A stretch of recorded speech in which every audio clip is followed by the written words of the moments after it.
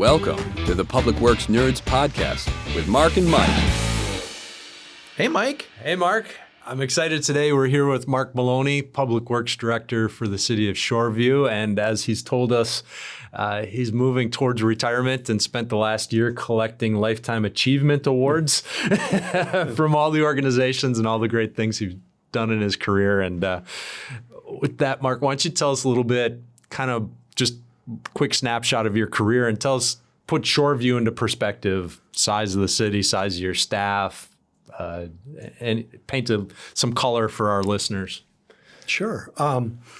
Well, I'm about as Minnesota as you get. I've been born, raised, college educated, and every job I've ever had has all been within a 25-mile radius in the Twin Cities. And so I was kind of destined to go to the U of M, but I had kind of a little bit of an unusual start. As a high school summer job, I worked on a survey crew for an engineering firm. And that gave me some insights into what I might want to do later on in life. And so I stayed in that company on and off while I was in college, and ended up actually working there upon graduation. But I quickly found that I thought I was a better fit for the public sector. And that led me to eventually to the City of Shoreview, where I've worked for the last 29 years. I have a staff. My department is about 30 people typically. Shoreview is a suburb in the North Twin Cities that has about a population of about 27,000 right now. And the city, in the time that I've been there, the city has probably grown its infrastructure by 15%. Mm-hmm. The community was still growing when I came there in 1994. And at this point, it's pretty much completely developed, but actually moving into redevelopment of some parcels. And it's kind of how you know you've been somewhere a long time, is when you're rebuilding stuff you originally built in terms of roadways and other things. And so I've had the great blessing to be there for the entire life cycle of a number of pieces of infrastructure. I just want to touch on that just because it's in my head. I'm going to ask the question. So as you're rebuilding something you built, did you curse yourself over anything? It's sometimes we never admit failure, at least in front of the public. There have been some things that we've done in Shoreview in the time that I've been there where we were trying different things. Mm-hmm. And sometimes they're wildly successful. And other times we learn from it. And so that's kind of how we chalk it up. And I've had this great blessing of working in a community for 29 years that it didn't just encourage innovation. I think they kind of expected it. And so I maybe had a license there that maybe some of our counterparts in other communities don't always feel like they have. I've had very, very stable leadership in terms of elected officials and city managers. And that creates an environment where you feel a little safer and taking some intelligent risks. And so if Shoreview has any type of reputation for being innovative or creative with public infrastructure, I think it's primarily due to that. Good. How have you gone about building your relationships with the elected officials? And as turnover happens, how have you gone about building that rapport? Well, as I mentioned, the city has a very, very unusual legacy or history of having stability with its mayors and its city managers. I was hired in 1994 by a city manager who just retired last year. Wow. So I had one boss. As a public works director, I had one boss for 28 years. We had a mayor who just recently didn't choose to run for re-election, who had been mayor of Shoreview for 26 consecutive years. And prior to that had been on the city council. And so that's kind of the framework for the stability, is that we've had a uniform sort of approach to values in the community. And the other thing that I think as a public infrastructure person that I have to note is that Shoreview is had a long-range infrastructure replacement program that it doesn't attempt to have a great deal of detail necessarily 50 years in the future, but we have a very good system in place for accounting for all the pieces of critical infrastructure in the city and making sure that they don't ever kind of fall off the radar. So, for example, when it's time to paint a water tower, we've already anticipated it. There's no drama associated with it. having worked in another community and having listened to stories from other communities, unfortunately, there can be a lot of politics and drama associated with public infrastructure. Fortunately, in Shoreview, we just don't do that. We haven't had to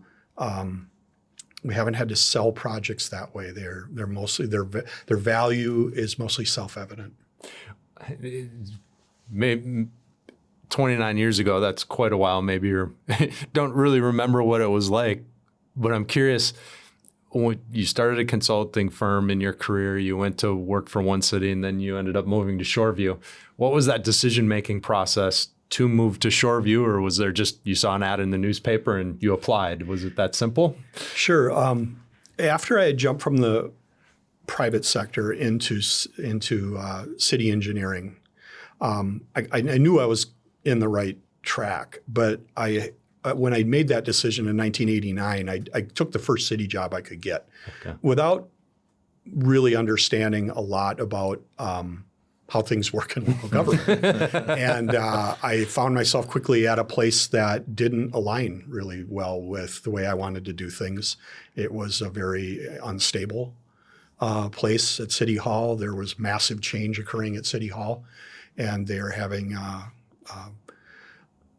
a lot of things that were unsettling to me as a person who tends to seek stability.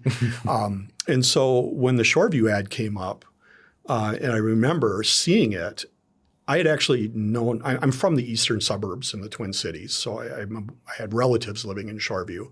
And when I was in the private sector, I actually did some work in Shoreview. And so I had a fairly good picture of what I thought the community was about. But to be honest with you, I had no idea how well managed they were going to be for the time that I was there. I just fell into that. Mm-hmm. I knew that they were a city that had some growth potential. And as a consultant, I had known that they were generally doing things in a good way.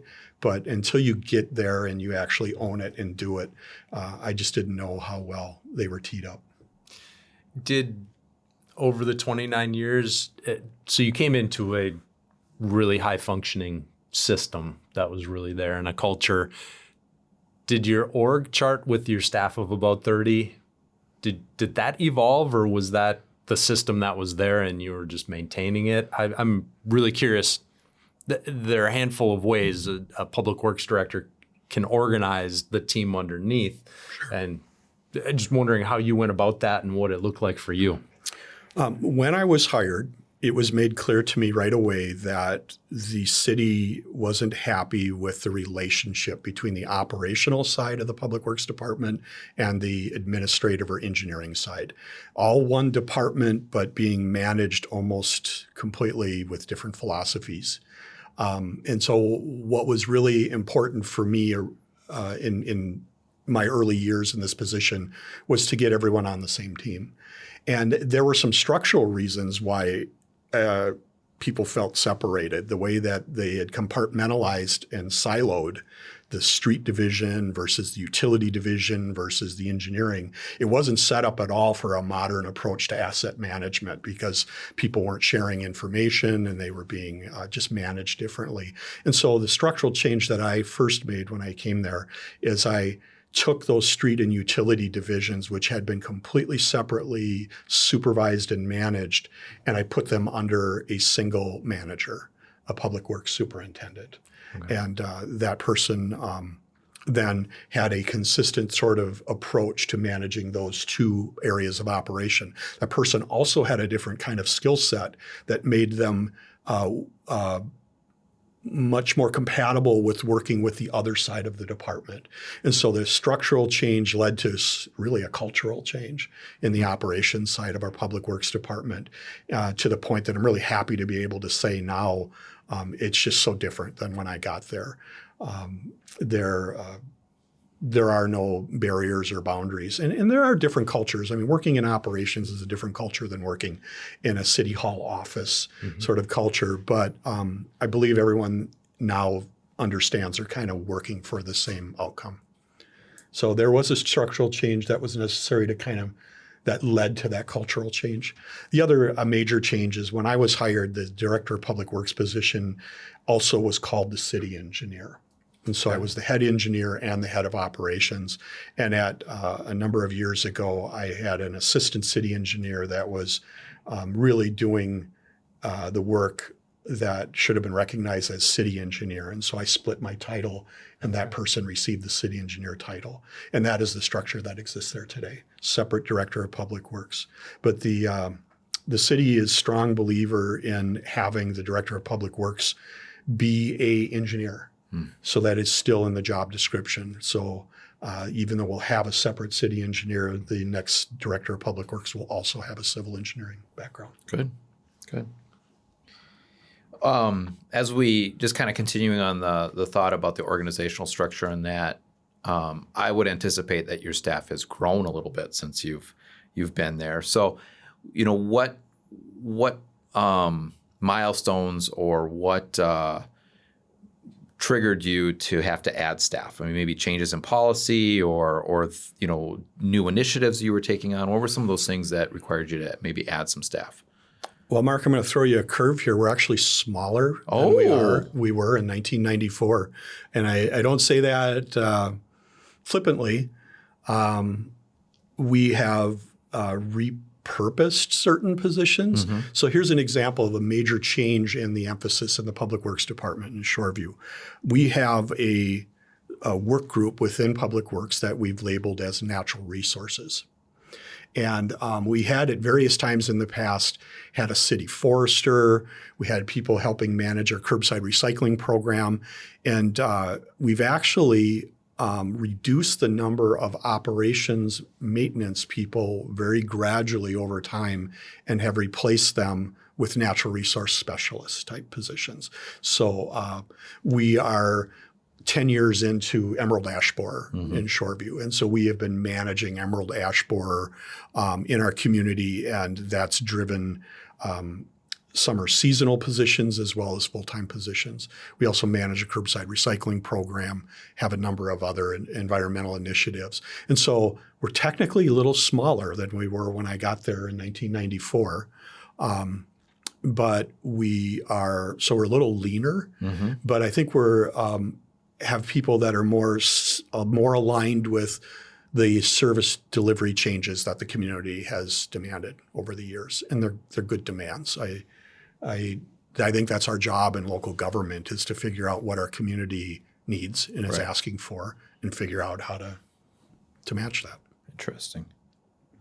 Along that same line, maybe your staff hasn't changed, but how do you think Public Works, like the industry or your staff or your job from a day-to-day basis, how has that evolved over your career?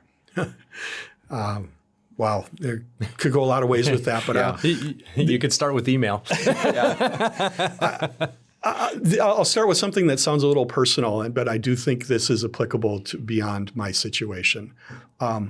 I had this idea, even though I had some insight into the civil engineering world as I went into college, I still had this idea that engineering was going to be this process of going into an office, sitting at a desk and working on something, working on a thing.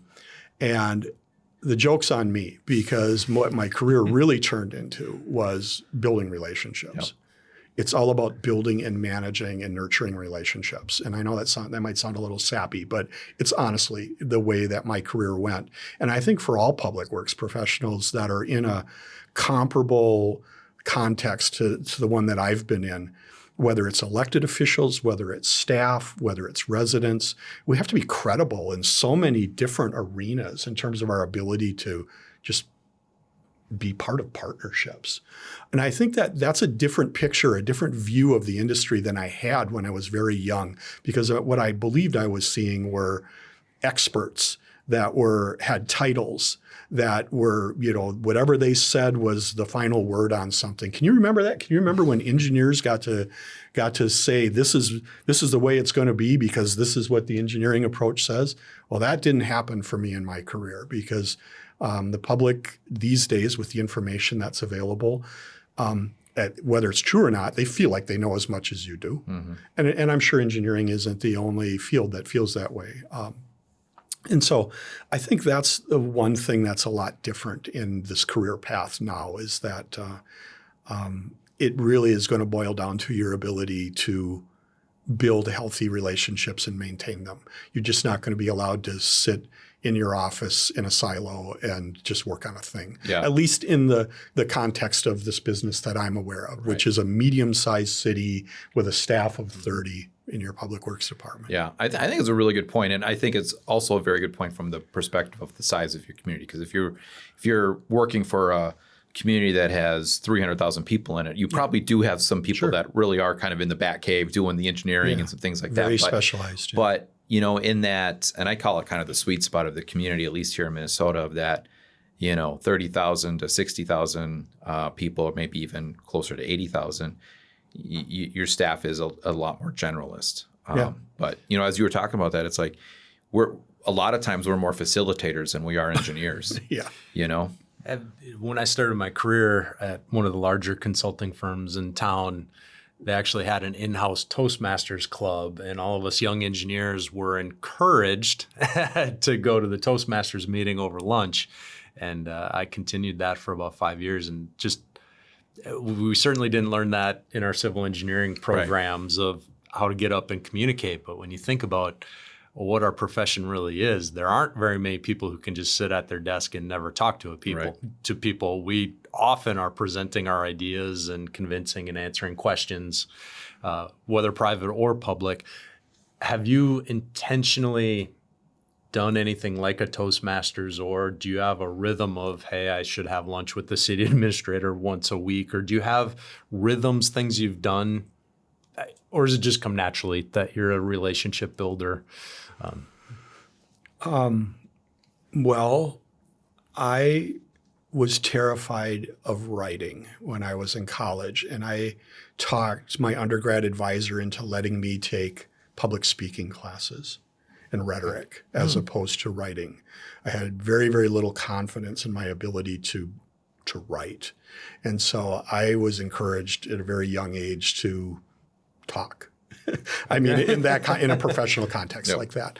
And I've just, I think maybe naturally I'm much more comfortable with verbal communications. I still get rattled. I still need to prepare when I know that I'm going to be in front of a group of people.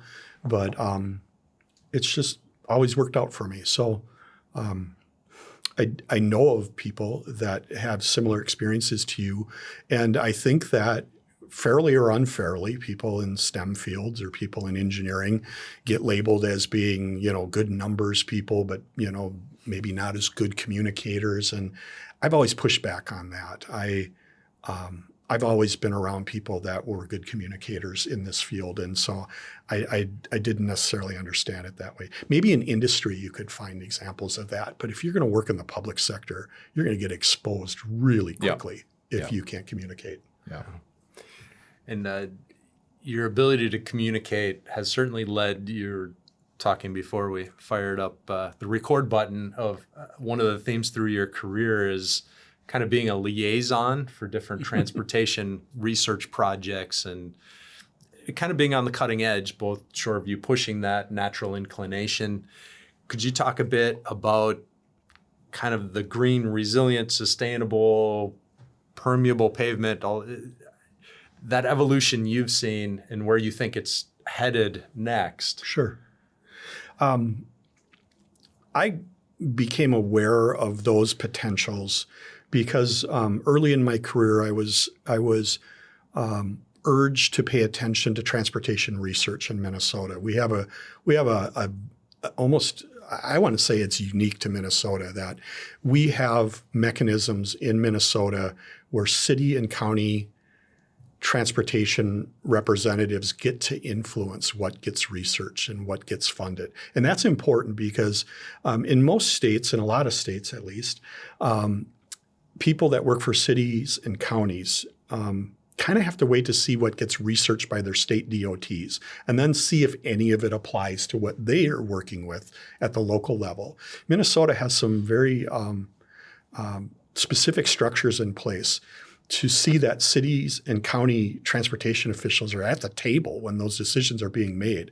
And so I was encouraged to learn about that and find out about that when I was earlier in my career. And so that put me in proximity to people both in industry and in academia that were looking at new technologies, looking at different possible ways of solving infrastructure problems.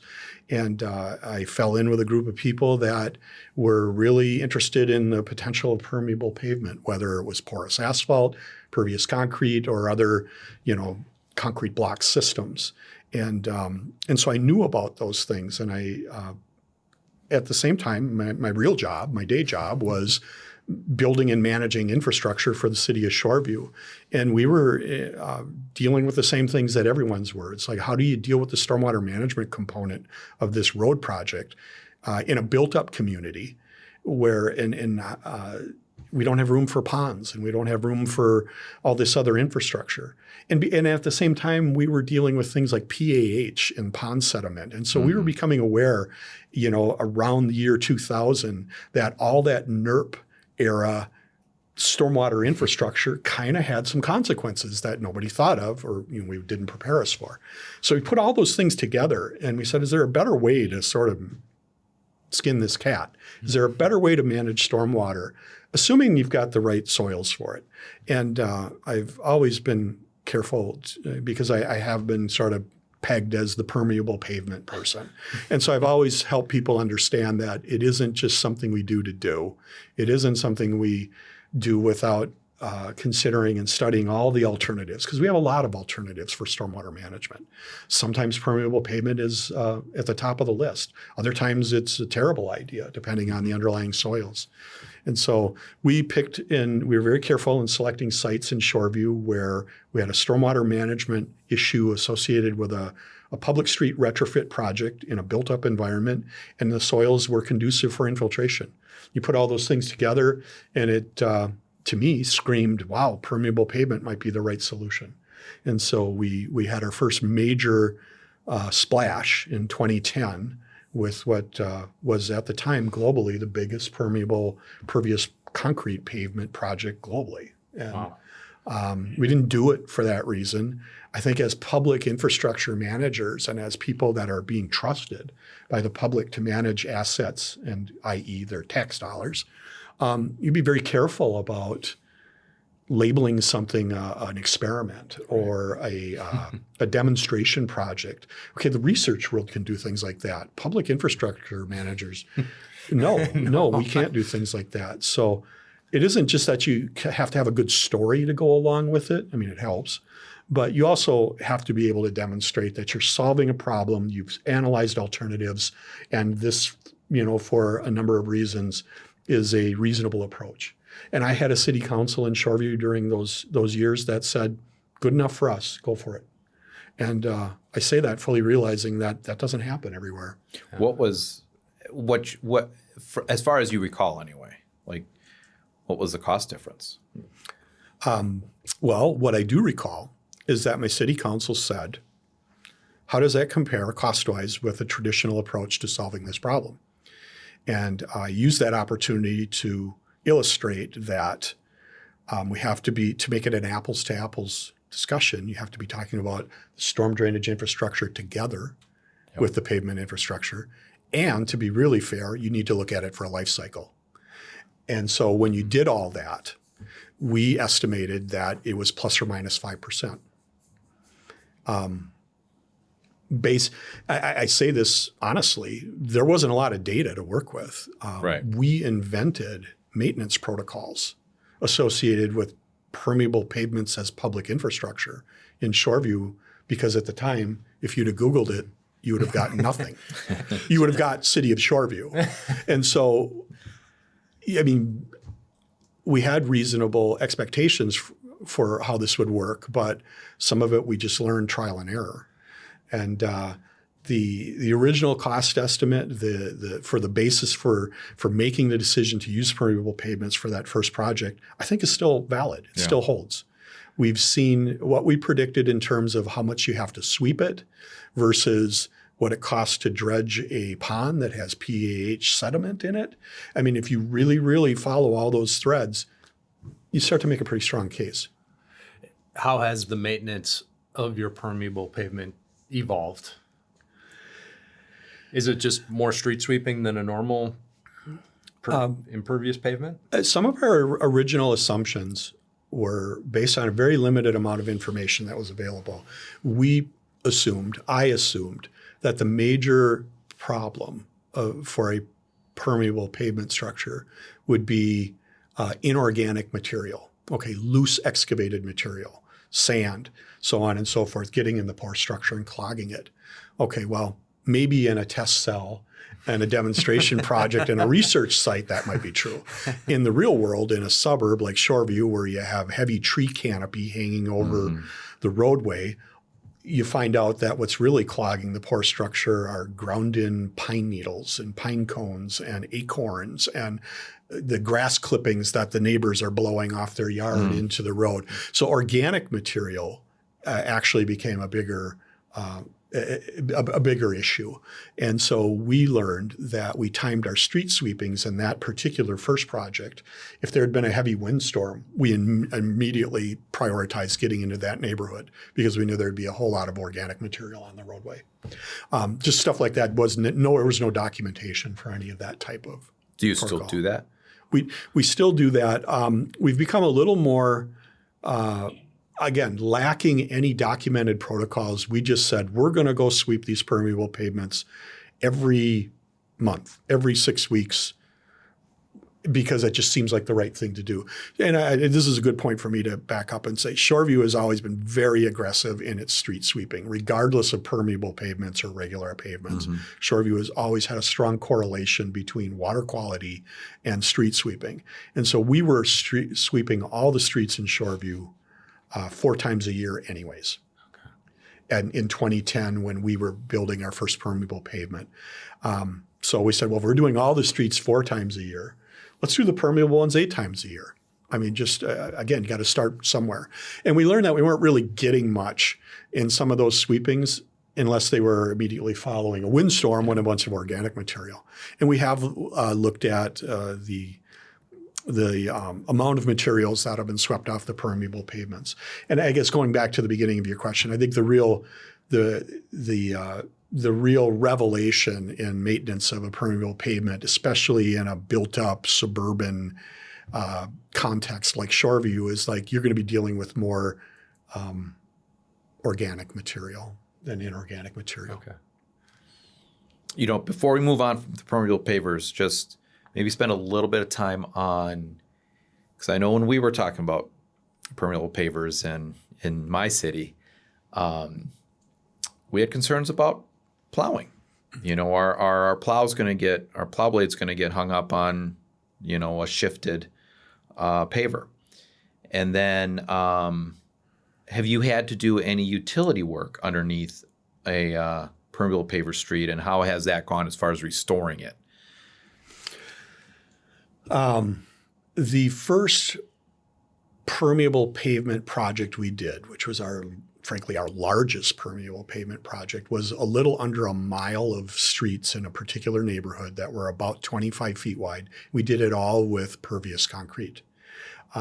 We've had one utility dig in that area since 2010. Because at the time we built that road, we also replaced all the utilities. Which makes sense. Yeah. And so we haven't really expected to have to go back. And the soils in that particular neighborhood were also a very, very nice sand. And so we don't have the movement in the ductile iron water that normally drives the water main breaks. And so we haven't really had much experience going back and digging any of these areas. When we moved away from pervious concrete to these interlocking block systems for our permeable pavement solution, we did clip a few blocks, but we do plow all these permeable pavement areas in Shoreview, and there's about a dozen different ones in the community now. We do them all with 1-ton pickups. So we're not out there with a tandem. We're not out there with a single axle dump with a lot of weight and down pressure. We're using essentially the same snowplow equipment we use in our cul-de-sacs. But even still, we have clipped a couple of blocks. We've popped a few. Considering how many of them are out there, we haven't really seen that much plow damage. If the materials are toleranced, and this is another thing we learned with these interlocking concrete block systems, is that the rock filter layer underneath the block has to be toleranced very tight. Otherwise, you get a very uneven surface in your at the surface for the permeable blocks. And so we learned to really require our contractors to tolerance that rock layer very closely. And so we don't have a lot of unevenness in our blocks. But things do move. I mean, I think the first one of those types of block system pavements we placed in Shoreview was in 2014. So are we on 8th or 9th winter with that? And I can honestly say the number of blocks that have had to be replaced or fixed is, 1% or less. Good. Hey everyone, I just want to take a quick moment to thank our sponsor, Bolton & Mink, who is producing and editing our podcasts. At Bolton & Mink, we believe all people should live in a safe, sustainable, and beautiful community. We promise every client two things. We'll work hard for you, and we'll do a good job. We take a personal interest in the work being done around us. And at the end of the day, we're real people offering real solutions. Over staying 29 years in one community, one thing we're hoping to do with the podcast is share so folks can broaden their perspective. How have you been able to keep up with changing trends and keep up with your professional development? And has that changed? Is it easier now with the internet or is there too much information out there now? So earlier in my career, I really was on this track for transportation research. And then towards the end of my career, I became more of a water policy person. And I'm not exactly sure that I can explain how that happened, but some outside forces helped with that too, I think, but yeah. I think that we were talking about this earlier, that people in this field tend to be generalist. And that is a challenge in that there's so much information in so many different service areas and so many different types of infrastructure. It can be really hard to feel like you're competent in all these areas. Whether or not there's too much information, I don't know. But I know this, I was always motivated to stay ahead of my constituency. I was always motivated to at least be in a position to have be able to have an intelligent dialogue with a resident who had been on the internet all night the night before studying traffic calming or whatever the topic is. And so I've had a little bit of an internal drive that's made me never want to appear to be at a loss. When you work in local government, sometimes your job looks like you're in a public meeting in front of a city council and someone shows up at a microphone and starts asking questions, and your council looks at you and says, well, what do you think? And so I've never liked to appear to be unprepared. And so I think you just have to get comfortable. You have to get comfortable with being agile in terms of jumping around. That's what a city public works director position looks like. You don't get to really be an expert for very long in one area before you're being pulled into another area. And I would argue that it might be easier these days. I think there's more resources available to help you do that.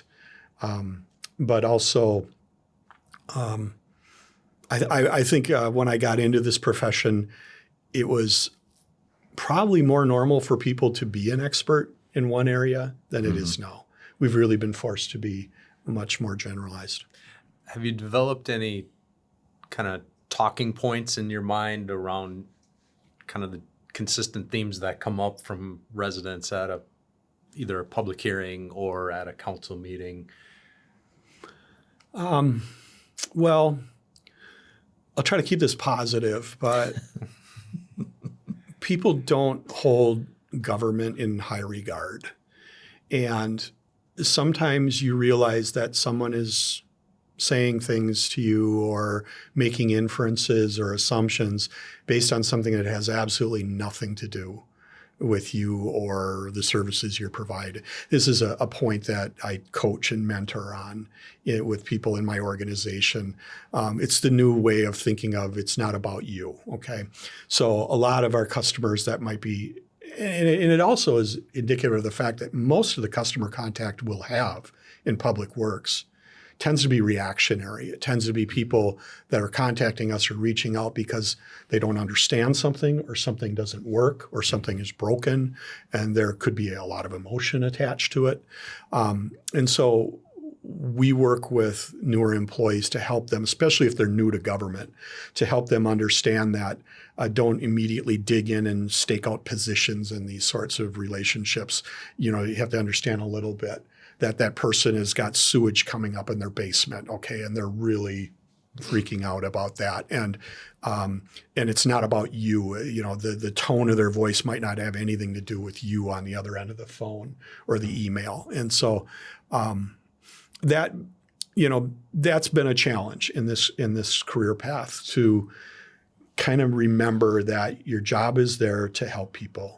Your job is there to explain things to people, to get them the services that sometimes they don't even know that they're services that they're getting. Your job is to make sure that they just get these things and don't have to worry too much about it. But in that, it's been hard to deal with just this mistrust and the lack of civility that can be in government these days. People take what they're hearing at a national level or a state level, and they try, and then it manifests itself as calling City Hall and screaming at somebody. And I'm trying not to scare people away from this career path because, you know, that isn't the majority of how you spend your time in this job. The majority of your time spent in this job is doing things that really matter to people and are really important to their quality of life, whether they give you credit for it or not. We're not in this to get credit. It's just that, and I'm saying these things coming from a community that I think I said earlier has this reputation of civility and decorum. And I mean, our council meetings are generally very, very professional. But below the surface, in the day-to-day operations, we deal with a lot of excited people. And well, like you said, you know, a lot of times people are calling you because they are having the worst day of their life. Yeah. For some reason or another, you know, or a really, really bad day. And you have to deal with that. Mm-hmm. And you have to help them, but also try to console them in a lot of cases. But, you know, I think you made a point that we get a lot of people we get a lot of negative feedback in this profession about things that don't go right or how somebody doesn't like something. But, you know, I would say maybe 1 out of 20, 1 out of 30, I don't know what the right number is, but every once in a while you get that one person that calls you and says, you know what, you guys are doing such a great job. Thank you for everything you've done. Or you do help somebody through that really bad day, you know, the sewage backed up in their house or they don't have water or what have you, and you help them through that. And they are so grateful. And like, you know, that's worth 50 or 100 bad ones, you know, getting that and knowing that you helped that person through that. Yeah. So. Yeah. And you know, how we get our affirmation for our career choices, you know, is going to look different depending on what we do. But I'm at this stage because I've worked in one city for 29 years. I know a lot of people, and I've been involved with a lot of people's lives through all these street reconstruction projects. And the community that I work for has had a process that just ended last year where we were going through every neighborhood in the city and rebuilding all the public infrastructure to bring it up to modern standards. And that's unsettling to people. You're messing with their lives. You're ripping up their roads. I mean, they were going to have their grad party that day or whatever. Mm-hmm. I mean, you get up close and personal with people. And so over the years, I could probably go in every neighborhood in Shoreview and name names of people that I remember having, you know, to work with very personally. And I'm now have this blessing near the end of my career in Shoreview of actually hearing from some of these people as they've kind of found out I'm leaving the city, and it's a whole different conversation we're having now. It's once you get the emotion and the dust and the water being shut off at an inopportune time, or all those inconveniences that come from a street reconstruction project. Once you get that behind you, and you find out that these are people, and and they actually I've actually get people that tell me they appreciate what I've done there, and I didn't expect to hear those sorts of things, but yeah, it's putting a nice bow on it for me. Yeah, no, I had a similar experience. I mean, I'd only been in Roseville for almost about 9 years, and there were a couple people that I always tended to be at odds with, about various issues. Only a couple? Yeah. A couple in particular, and there was one person in particular, and I won't name names, but he came up to me at a council meeting. It was like my last council meeting, and he just said, "Hey, I know we haven't always agreed, but I really appreciate how you, dealt with the issues and talked me through it, and defended your position, and I thought you did a really good job. So thank you."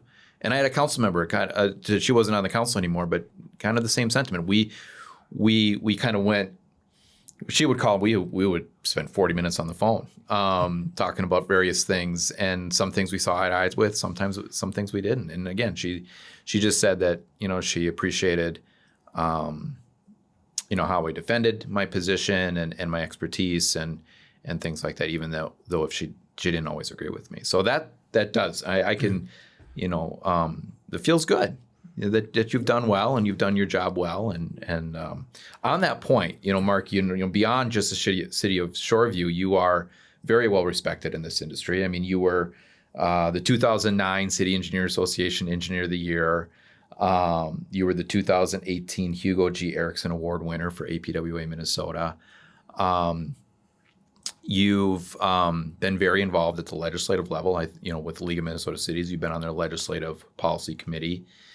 Talk about all of that work outside of Shoreview, with the associations and why you did it, and what you got out of it. Well, humor me. So my old boss, the person who hired me at Shoreview, who was a city manager, I didn't realize it at the time, but his father had been an APWA top 10 leader in the state of Wisconsin. His father was a public works director. So I had a boss that had a built-in appreciation for not just public infrastructure in general, but the idea that you need to be out there. You need to be part of the community, and you need to be part of the bigger community in your industry. And so I was really supported in all the professional organization involvement. My boss knew that it would return value to the city of Shoreview for me to be involved in those areas. And I really tried to stay true to that. I really besides just being a cheerleader in those forums for the city of Shoreview, I also learned about other people's organizations and how they solved problems. And that was always a big motivator for me.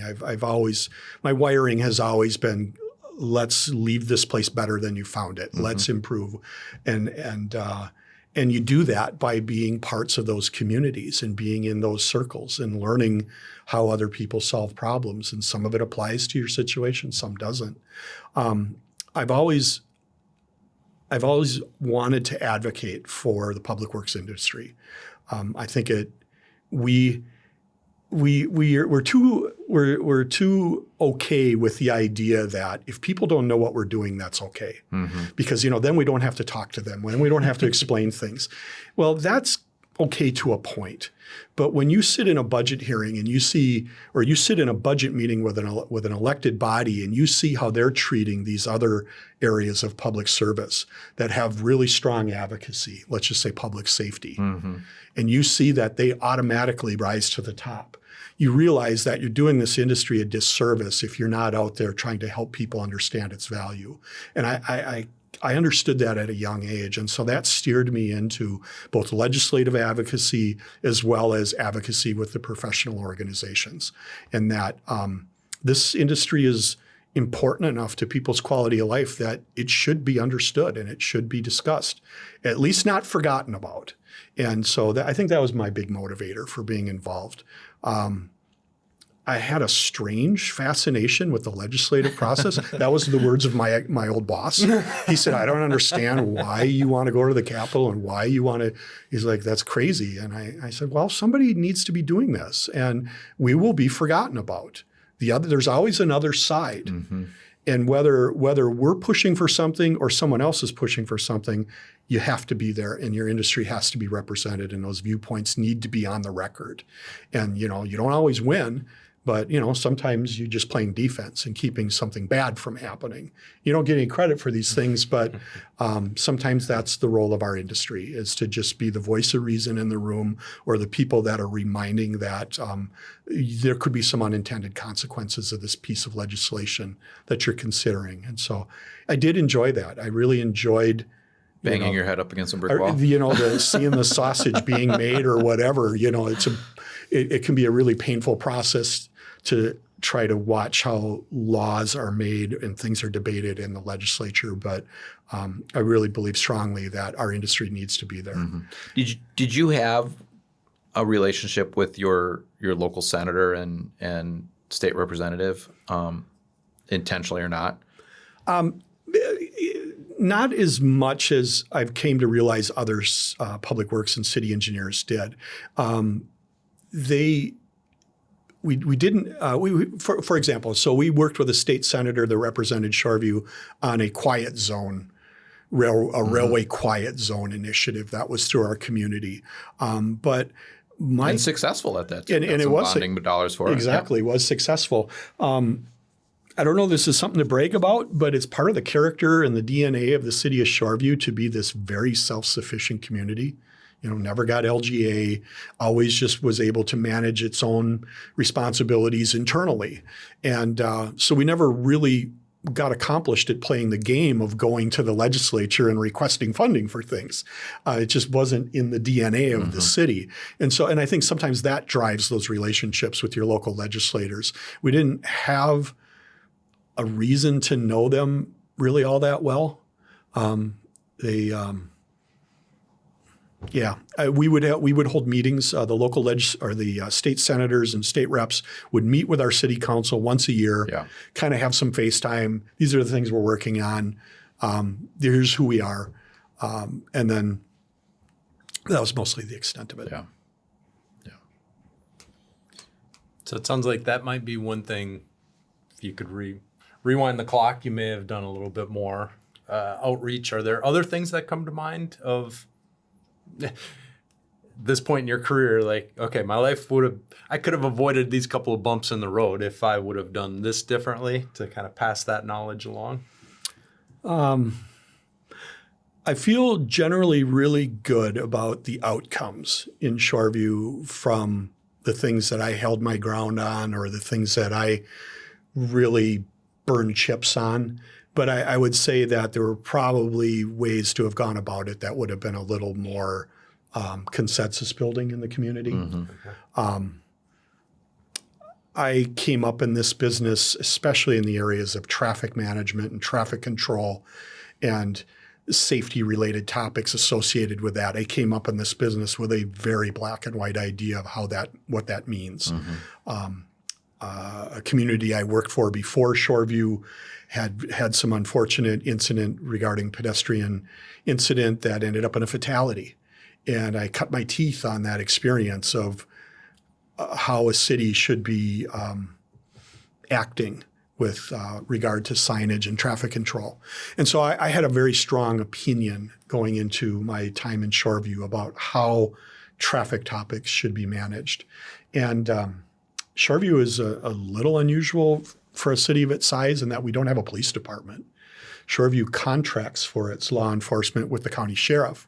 And so we don't have some of the mechanisms in the community at City Hall that other communities might for how traffic complaints get processed. And for better or for worse, in Shoreview, they just land on the Director of Public Works desk. And I did my best with that. And I generally feel pretty good about the outcomes, but I probably could have been a little more invested in building a better consensus building model for how those decisions were made. It's just a really long way of me saying, I made the decision and we went with it. Yeah. But I didn't necessarily shop it around and see how it played in other places. You know, I think that's a lesson that our whole industry is learning as we focus more on engagement and how to be better at engagement and, you know, to your point, consensus building. And, you know, it's always hard. We plan so far ahead for certain improvements and things like that. Like the decisions are made early. So how do we, when it's time to actually do this project, how do we engage the public on those decisions without making it sound like we already made up our mind, you know? But that is, I mean, that's part of what we're learning. It's a new skill that we are needing, that we need to learn as professionals is that consensus building, that engagement and things like that. So, well, you've got a whole nother topic for a different podcast right there with engagement. Definitely, we as licensed engineers, as public officials, we still have an obligation to the public to be to hold our ground on certain things. And I think it behooves us to know what those things are. Mm-hmm. I worked in an environment for the last 3 decades that respected that and said, we're not going to have a political solution to a infrastructure problem or an infrastructure topic. I know that doesn't always come across that way in other communities. I've known enough people over the years to know that, you know, and it's heartbreaking that their technical opinion, their technical expertise is not highly regarded. Right.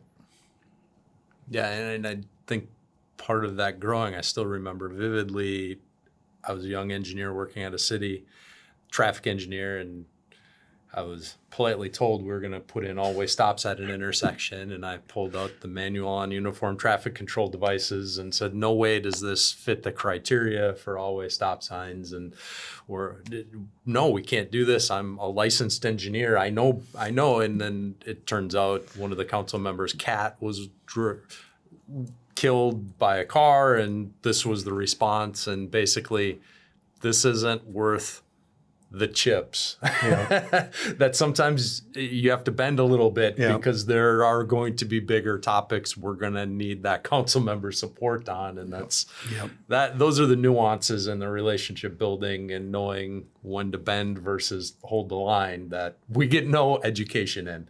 Well, and one to that point, I've coached people to remind them that in the public sector, our job ultimately is to help elected officials make informed decisions. It's not to make their decision for them. Mm-hmm. And there's only so much you can do. And, you know, there are going to be times where they say, thank you for your professional opinion, but we're taking these other things under advisement and we're going to do this. And you have to understand that that's not a personal thing. Yeah. You know, that you did your job, you helped them make an informed decision. Maybe they just didn't agree with you. And I know that's hard because we all have egos and we're all very hard. Very hard. We're all trained to think we're experts, and in some ways we are. But there will come time in just about every city engineer or public works director's job where they hear that. Yep. They hear that. Thank you for your opinion, but we're just going to go another way. And you go, okay, well, I did my job. And sometimes that's all you can do.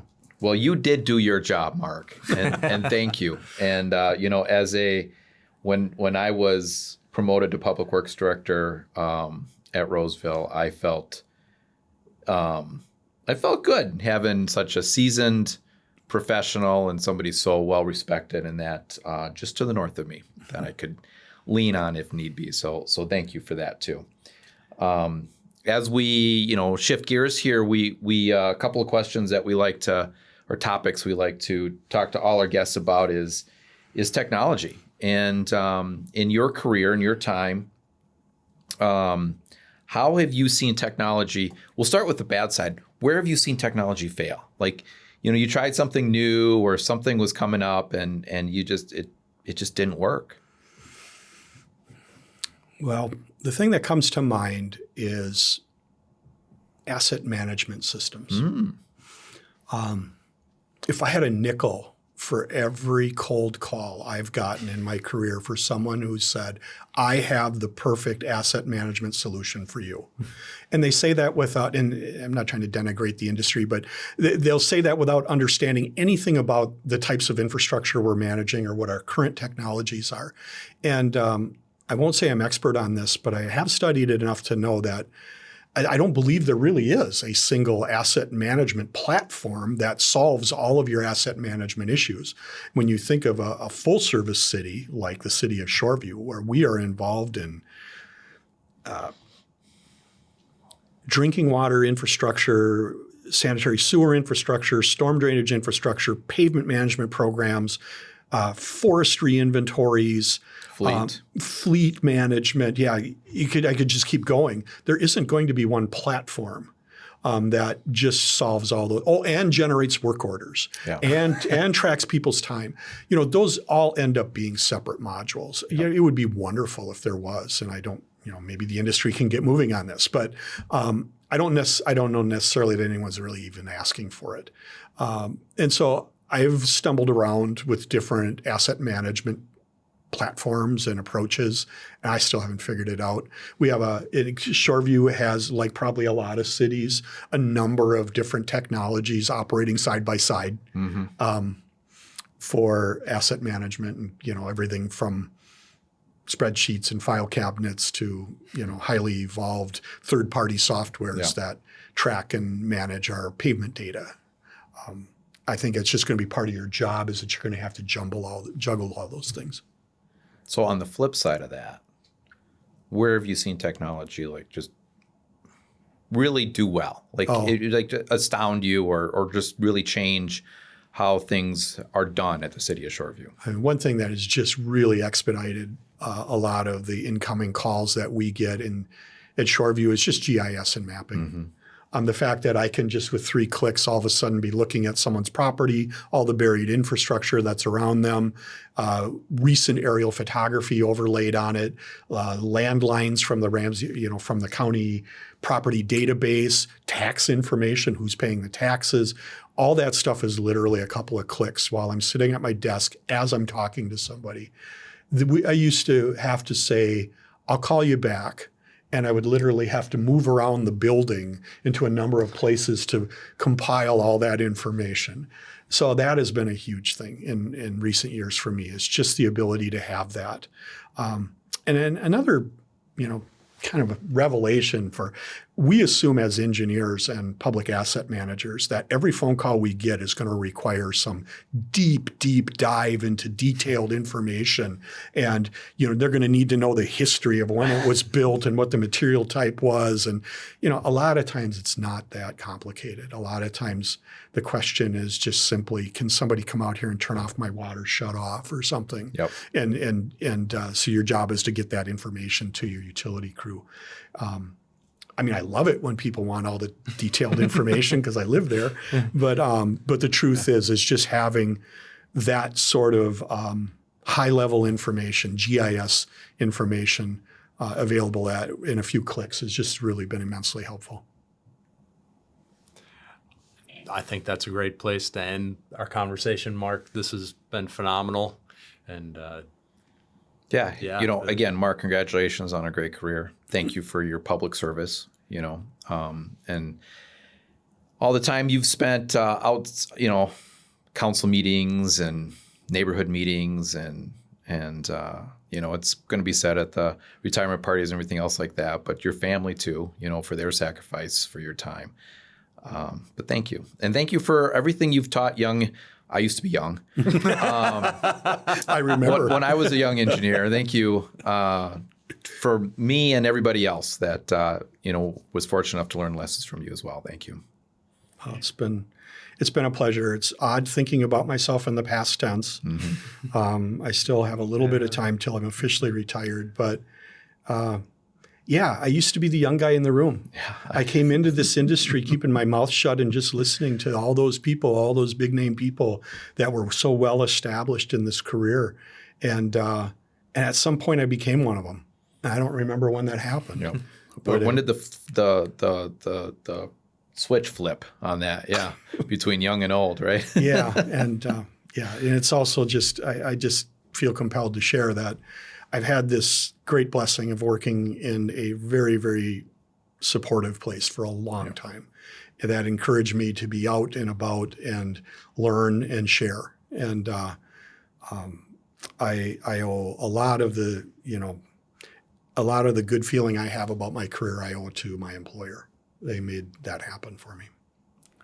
Great. All right. Well, thank you. Thank you.